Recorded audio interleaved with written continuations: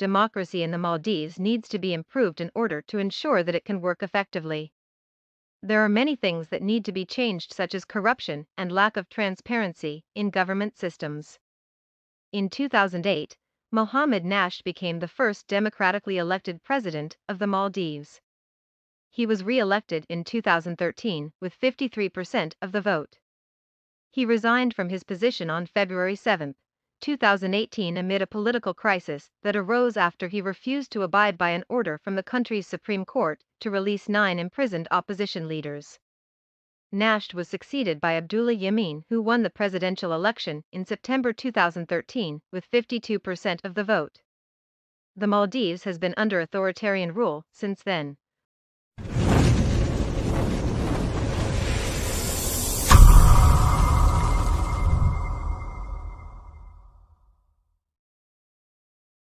The MDP win last presidential election with the help of few smaller parties like JP and Adalat party, and Mr. Solih became the president, but he failed to implement democratic reform. Since early January 2021, there has been an ongoing crackdown on protests by opposition political parties in the Maldives.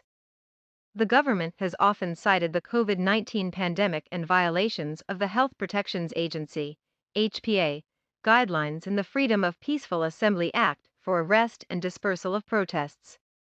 On January 7, 2021, police arrested 6 individuals from the opposition coalition protest held outside the criminal court, including 3 council members of the main opposition party, Progressive Party of Maldives, PPM. On January 25, 2021, the Maldives Police Service arrested 24 protesters, including the opposition People's National Congress's, PNC, President Abdul Rahim Adhiri Abdullah and Vice President Ibrahim Solih, in an opposition-led demonstration calling to expedite the local council election. On March 5, 2021, the police detained 17 people at a protest rally led by the opposition, Progressive Coalition. On March 12, 2021, a total of 23 people were taken into custody of the Maldives Police Service from an opposition protest rally. On March 16, 2021, 7 people were arrested from opposition-led protests in Mail City.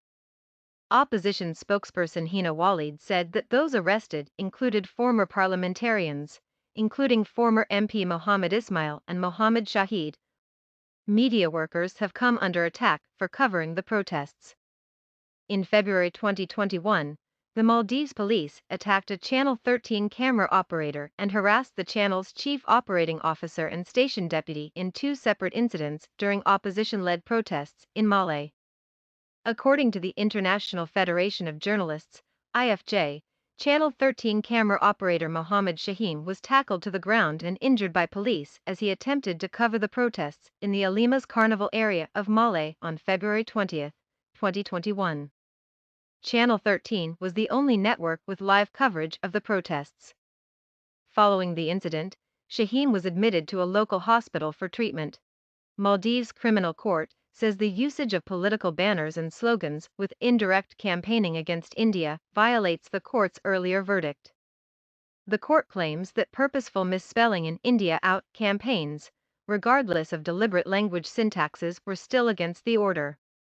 Earlier in April, local law enforcement stepped in to remove a massive India Out banner from the private residence of former Maldives President Yameen Abdul Gayoom. Following the incident, many opposition supporters and PPM sympathizers have opted for the deliberate misspelling of the anti-India campaign, in bids to outmaneuver the legal parameters. India Out, that is the slogan some opposition parties in the Maldives have been repeating for more than 2 years now, claiming the government is selling their country to India. The campaign, now banned by the government, started in 2020 as street protests and quickly gained traction on social media. Those behind it say they only oppose India's small military presence in the Maldives and are not against trade, cultural and other ties. Many Maldivians believe that the present government tried to stop India Out movement as they failed to fulfill their election promises and now try to cover up their corruption. In the meantime, former president known as a champion of democracy giving a blind eye to the police atrocities on public and preventing freedom of assembly and expression. Nasheed has also accused China of colonizing his country, a charge that has some basis given the figures thrown up by different studies. One by the Center for Global Development and another by Gateway House underlines that massive Maldivian debt to China, estimated at $1.5 billion, is endangering democracy.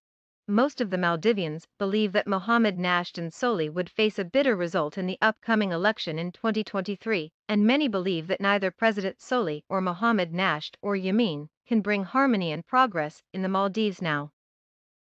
Many Maldivian youths believe the old leaders like former President Maumoon, Yameen and Mohamed Nasheed, who came to for democratic reform in the Maldives, are corrupt crooks and they better retire from politics now. Many Maldivian youths and elders too believe that now only a transformational democratic leader, a new visionary leader, can bring peace, democracy and progress in the Maldives for the people.